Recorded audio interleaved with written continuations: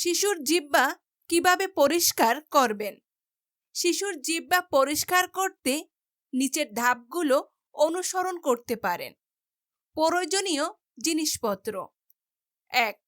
নরম তুলো বা সুতির কাপড়, পিসিল নয় এমন কাপড়। ২. হালকা গরম পানি। ৩. পরিষ্কার হাত। পরিষ্কার করার ধাপ: নাম্বার ১. হাত পরিষ্কার করুন। প্রথমে ভালো করে হাত ধুয়ে নিন। ২. তুলা বা কাপড় ভেজান। একটি নরম সুতির কাপড় বা তুলা হালকা গরম পানিতে ভিজিয়ে নিন। ৩. জিহ্বা পরিষ্কার করুন। কাপড়টি আঙ্গুলে পেঁচিয়ে শিশুর জিহ্বায় আলতোভাবে মুছুন, বেশি চাপ দেবেন না। ৪. চোয়াল খুলুন। শিশুর চোয়াল আলতোভাবে খুলে নিয়ে জিহ্বার উপরে জমে থাকা দুধের আবরণ বা ময়লা পরিষ্কার করুন। ৫.